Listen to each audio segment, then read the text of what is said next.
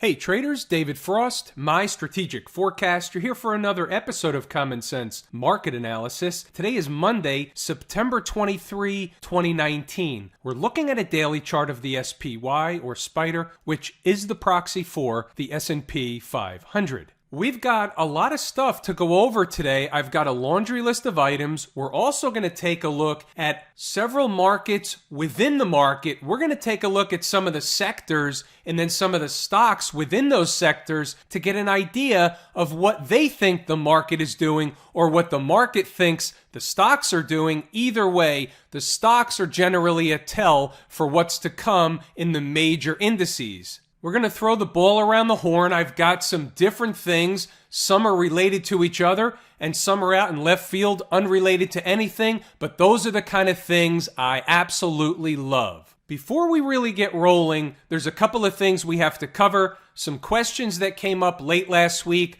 about the SPY. The SPY on Friday went ex-dividend. That's part of that quadruple witching options expiration. There's a lot of stuff going on last week leading into Friday of last week. So therefore, the Spider paid a dividend. So when the market opens Friday morning, it looks like the SPY is down, but that's as a result of the dividend, and it's down the equal amount to what the ex-dividend is for the quarter. Whenever this happens, for a few days, we tend to focus on either the cash index, the SPX, or we switch over to the E-mini contract. Right now, it's not going to make that big of a difference because what we have to discuss isn't necessarily so number specific to the penny as it relates to the SPY on the daily chart. So we're not going to worry about the dividend right now. We'll move along. We'll cover all the stuff we need to cover, and we'll give everybody the best picture we can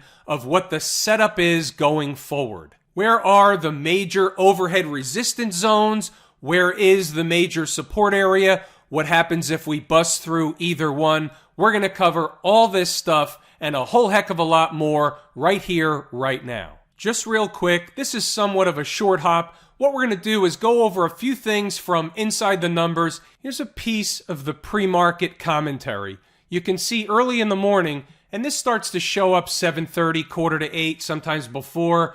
It starts to show up long before the markets open. We're already discussing the big fat round number of 3,000. It's not an accident or a coincidence that numbers like that continue to show up over and over again. So here we are on the support side. You can see in the middle there are important numbers below current price, such as 29.80 and below. Slightly below the overnight lows, if tested, will be important for the bulls to close hourly above. And then I go on to cite some of the things that we find also on the chart that A, relates to the course, lazy E-mini trader, B, relates to things you need to know today, and C, we always have to stay one step ahead of the market and everybody else. So the market may be approaching one support area. We need to know where the next one is as a just-in-caser. So what we do early in the morning is try to lay out all the possibilities up front,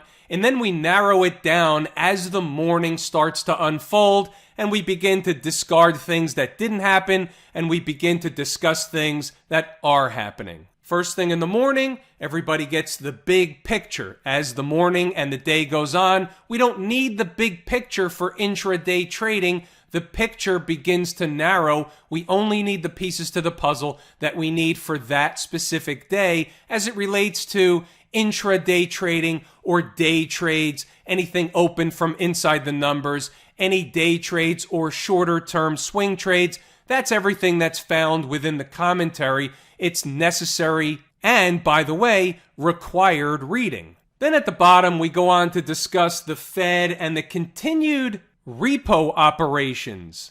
We're not sure exactly what to make of this stuff yet. We don't need to discuss it today. You can read what I wrote. Well, I'm sure we'll talk about it another time. The rest of the day was pretty uneventful. You know what happened. We're going to go over the charts, but there are a couple of other things that we need to note. How about stocks on the move? We had only 2 opportunities today, but that's okay. It's all the market handed us in the morning. We can only deal with what the market is willing to provide in the way of opportunity. So today we had a total of 3 opportunities from this list, 2 from stocks on the move and 1 gap trade. 1 stock on the move list participant hit its number, AA. We'll look at that chart real quick.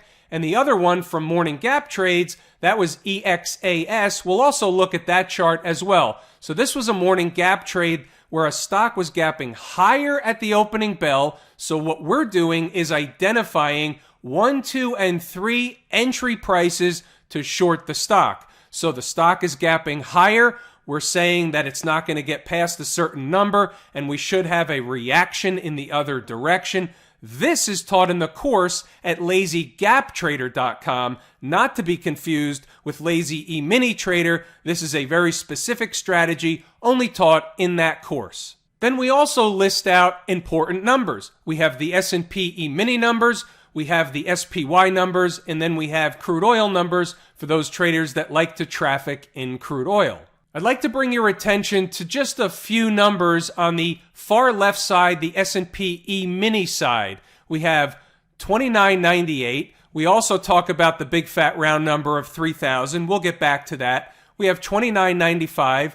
We have 2989 and 2980, which was already mentioned. They're of note for now. You might want to put these on a sticky note. We're going to get back to a chart in a moment, and we're going to reuse those numbers. Before we look at the E-mini chart, let's take a snapshot of AA or Alcoa. How can we not? We nailed the low of the day to the penny, $20.44. The stock hit a high today of $21.71. So here's the setup. The stock closes Friday up at $21.71. The stock is getting a semi-haircut at the open. It's not a big mover, but it was moving enough to make the list. And you folks have seen this over and over and over again. We don't nail it to the penny, obviously, every time, but we do nail the low of the day many, many times, $20.44. And you can see here, low of day, $20.44. Pretty obvious to see where that tail is on the chart. That was nice, but Exact Sciences EXAS was even nicer. Remember, this was the morning gap trade. This was the one that was gapping up at the opening bell. So the closing price was 103.96. That's on Friday. The stock is trading higher in the pre-market, coming up on the scanner, making the morning gap trade list. So we had 3 possible areas where the stock should have a reaction in the other direction. You can see the first one was 111.95. The stock went about $1 higher and then immediately pulled back, and you can see what happened. All it did was trade down for the remainder of the day, filling its gap and even trading lower. Entry price right under 112. The stock hit about 103.5 in the afternoon. That's a remarkable decline in one day. Now let's go over to the S&P E-mini contract. So 2 of the lines you see on the screen were from inside the numbers. You saw them earlier. They're important numbers. We'll get back to those in a moment. We're back on the 5-minute chart. I've been switching back and forth just to see if you're on your toes. Now, right above 29.98, which is the top line, is the big fat round number of 3,000. We know that's important. It's a big fat round number. We've been talking about it for days and days and days. But what about below? We had 29.89. We also had 29.80, which price did not reach today. But what you can see is the importance of these numbers. They're not important on every tick, but when the market approaches an important number, it either stops and gets rejected or stops and consolidates the majority of the time. Sometimes early in the morning, you're going to spike through certain numbers. And when the volatility expands, you have to expand your thinking beyond the numbers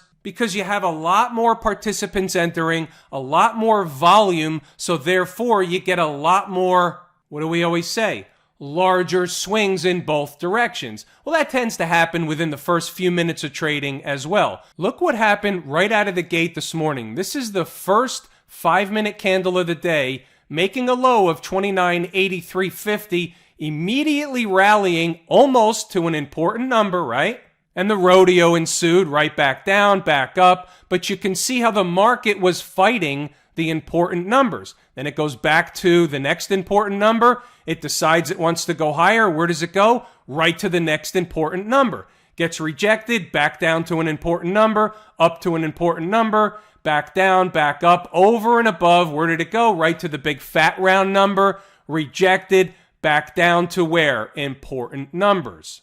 The theme, if you haven't figured it out by now, is that numbers are important. We know that, but we're not going to take that for granted, and we're not going to just roll over that. Numbers are important. They're important in the ES. They're important in stocks. They're important in commodities. They're important in our lives. They're important in everything. So therefore, let's go back to the SPY chart and let's begin discussing other stuff. Let's go back a couple of weeks ago. We were looking for a top. If you remember correctly, you can go back to the video, I believe from the 10th, maybe 11th of September. We were looking for a top between Friday, which was the 13th, and Monday or Tuesday, and it came in on Thursday. Since then, the market has made another high, but not a closing high, so that top is still valid in my book. Traders were short against that high. Traders have taken some profit against that high. What do we have going forward? What's really on the chart? Well, here's the way I'm looking at it. Market had an opportunity to break out, couldn't do it, sold off Friday. Today was basically a nothing day at the end of the day. Even though the market was up, meaning the SPY and various other things, we really had some divergences out here, and we want to begin discussing some of the divergences when we get to other markets. But first, we have to recognize that today marks the first day of autumn. It's also the autumn equinox. Now, we've had experience with equinoxes, if that's a word, before. So we have to be aware that even though I believe the market officially made a turn, if you will, we still made a higher high and we're still trading up and around this zone. So that being said, we have to be aware of the equinox. We've seen markets make a turn around those type of events. I'm not wearing a tinfoil hat or anything. I'm just saying there's also evidence, because we've talked about them many, many times in the past, and we've seen the market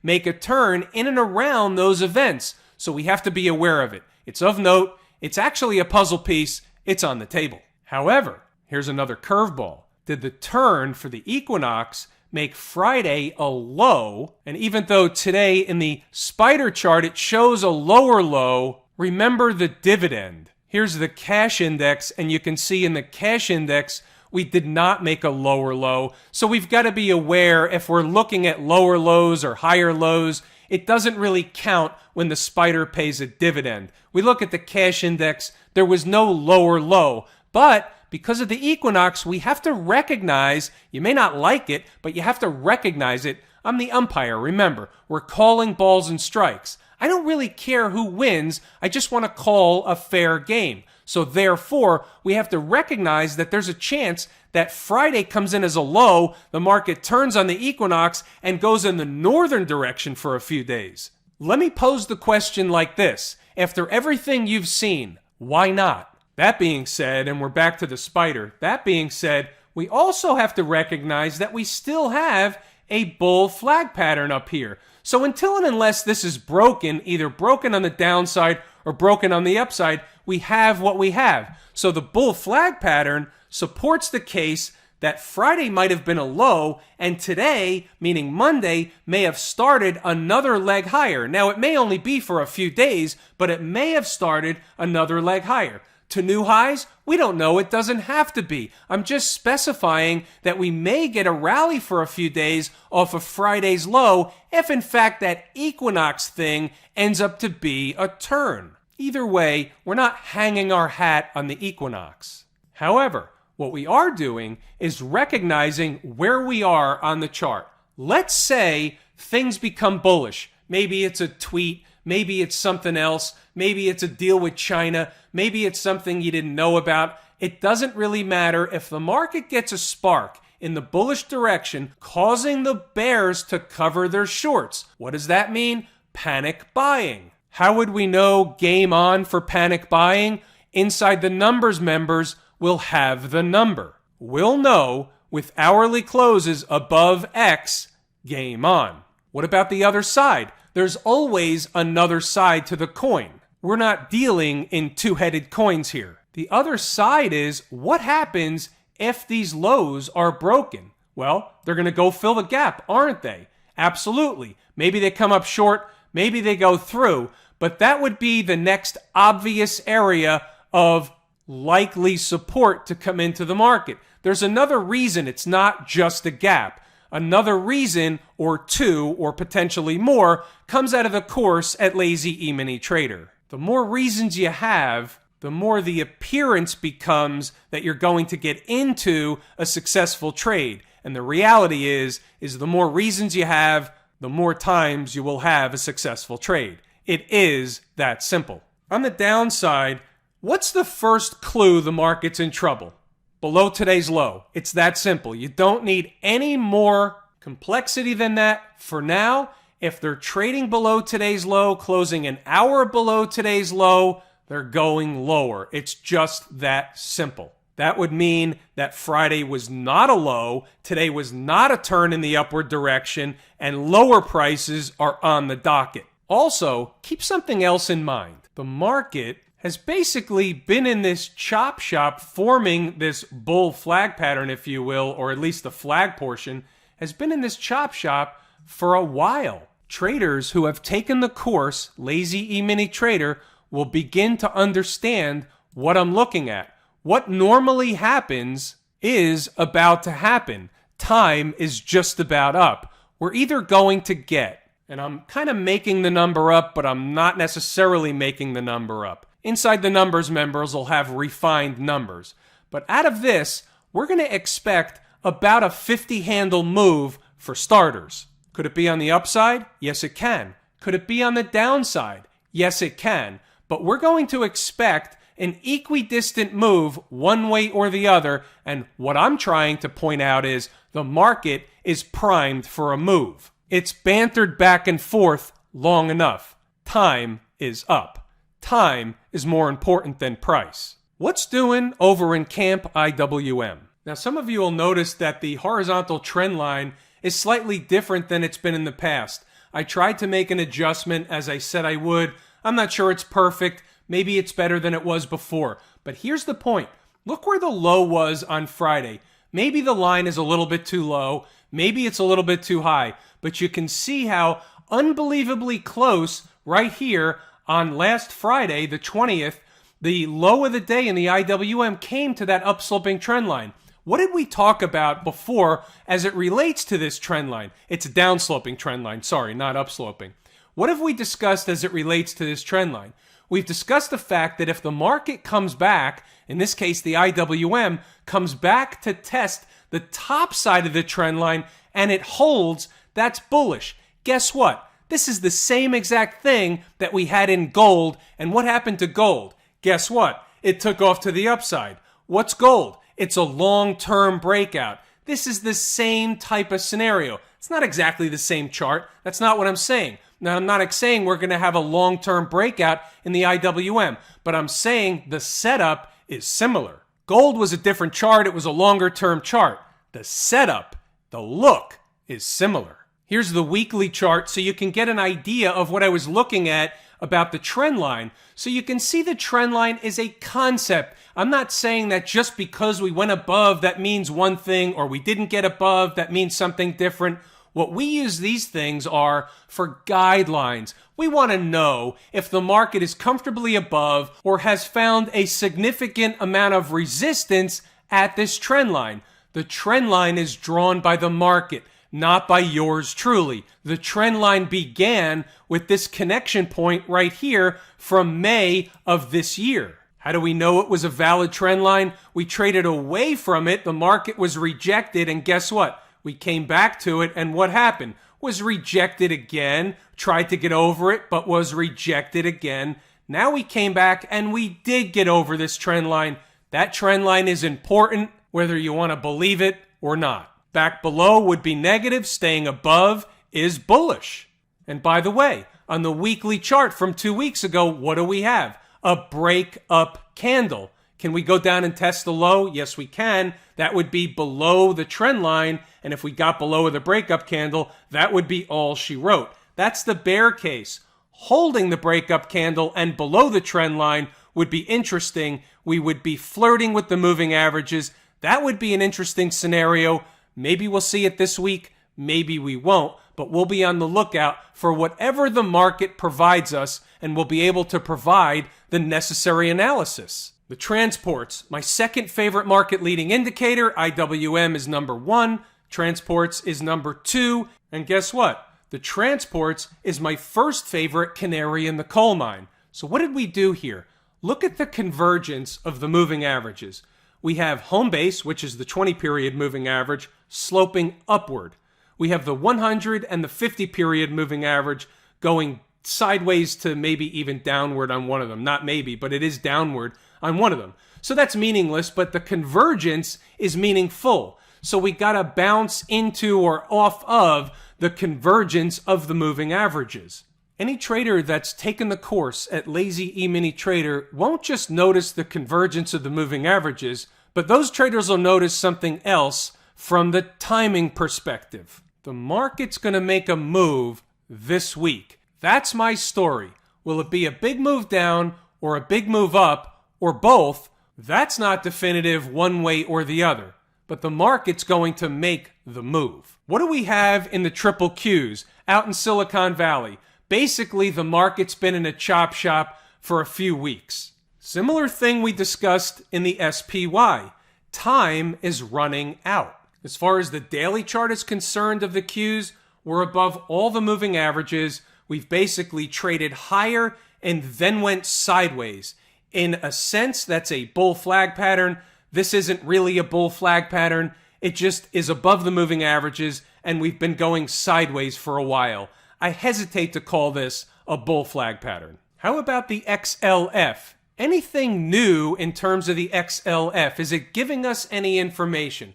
Well, we can't get any information up 9 cents for the day. It was down, it recovered, it finished up 9 cents. That is what it is. It's not a big deal one way or the other. Likely story is it's going to move with the market. The market's going to go down, the XLF will likely go down. The market's going to go up, the XLF will likely go up. But it's not telling us anything in advance. It's not acting as a leading indicator, so we'll leave it alone and move on. However, before we move on, this is a good segue to discuss some of the other things I wanted to discuss also was the ETFs and the stocks within them to see if we can get any kind of additional picture of what's going on underneath the hood of the market. So on the daily chart, we can see the obvious. We came into the double top, and so far the XLF was rejected at the double top. It's not a big deal. We're talking about 60 or 70 cents. It really isn't anything to get bearish about. We're above all the moving averages. What I like to do in a situation like this is move on and look at a different chart. See if a different chart can give us any additional information. The weekly chart. Remember the all-important $27.47? Well, guess what? We're still above. Not that it matters anymore. Maybe it does, maybe it doesn't. But as far as I'm concerned, that's been played too many times. We're not going to hang our hat on 27.47 any longer. But we are above it, and it is of note. It's not a bearish market. We're above all the moving averages. You have to look at the financials and say, it's not bearish, it's bullish. Doesn't mean the market won't come down. It's just a bullish chart, end of story. What about some of the stocks within the XLF? The stocks that make up this exchange-traded fund? Shouldn't that tell another story or at least enhance this story? Making up over 12% of the XLF index or the XLF ETF is Berkshire Hathaway B shares. Why? Ask Spider Funds. Obviously, they have big insurance operations. If they want to consider that the leading financial stock in the XLF, so be it. Looks like the XLF? No wonder. It's not bearish. It's not necessarily bullish. We just move on. JP Morgan Chase, anything bearish on this chart? No. Bank of America, anything bearish on this chart? Not necessarily. Doesn't quite look the same as JP Morgan. Haven't made it up to this double top up here or this top up here. but there's nothing wrong with this chart. Above all the moving averages, Bank of America is fine on the daily chart. How about the monthly chart? Can this monthly chart even work higher? And the answer is yes, we're above all the moving averages. Can we get up to $35, $36, $37 in Bank of America if we have a big melt up in the markets? Sure we can, but let me just do something a little bit different, and then we'll continue the Bank of America conversation. What happens if we do this with the chart and we start to squeeze it together? You get an idea that while we may be making a bull flag pattern to trade higher on the monthly chart, this is a big, huge, long-term bear flag or bearish wedge pattern. It's not a flag pattern. It's a bearish wedge pattern. So where does this break down from? Here or up here? We don't know, but this is normally the way this is going to materialize over time. Doesn't mean we can't go a few bucks higher in the XLF, but this is a monthly chart. This is a long-term chart.